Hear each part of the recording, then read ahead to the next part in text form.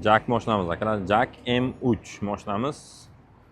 Xo'sh, buni perdelkali ishlari bitdi. Bunga sidenalarni ko'rib turganlaringizdan bu zavodskoylarni sal oldinroq olganmiz. Ko'rasizlar mana bu temirni. Nima deyapti bu temir? Juda ham qalin bu. Buni o'zi poli juda ham yupqa ekan. Sababi bularni qo'yganmiz. Ko'rasizlarmi? O'ziga mana rezzo o'chirganmiz.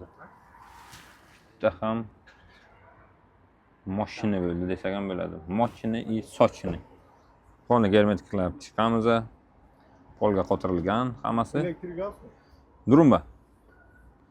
Xo'sh, mana.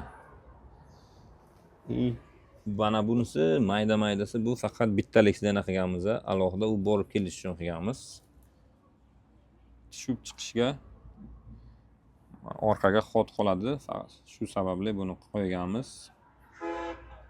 Mana bunisi mертвый turadi joyiga zavodskoyday. Bunisi faqat oldin orqa borib keladi. Salaskalar qo'yganmiz.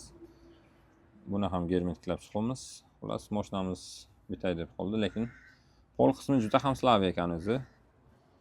Mashinamizni oddiy tunuka desak ham bo'ladi. Yupqagina. Lekin sidena kreplenalar juda ham zo'r bo'ldi.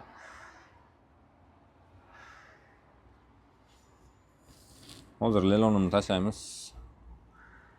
Xudo xolasa sidenalarni qayta ustanov qilib beramiz. Buni qilishdan maqsad poli tezligi cho'kmaydi. Ko'p mashinalarda pol qismi yoriladi.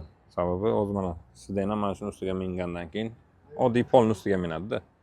Mana shu vakoylardan keyin yorila boshlaydi. Buni qilganmiz, lekin bu temir juda ham mustahkam, hech narsa bo'lmaydi. Mashinamiz ado bo'lsa ham, lekin mana shu temirimizga garantiya beramiz.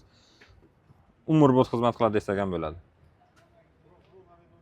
Bagajga anchagina joy qoldi, lekin mana kamida 1 metr joy ochilgan, 1 metr.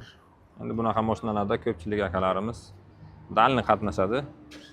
Endi passajirdan ko'ra, menimcha ularga yuk, gruz olib kelishsa, menimcha yaxshiroq tushadi. Hamma ham tirikchilik ilinjida yuradi. Shunaqa xizmatlar kerak bo'lsa, agar bemalol aloqa qilsangiz bo'ladi. Bu mashinalarimizga risoram ustanov qilib beramiz. Tapalnitilni mana shunaqa xizmatlar bo'lsa qilib beramiz.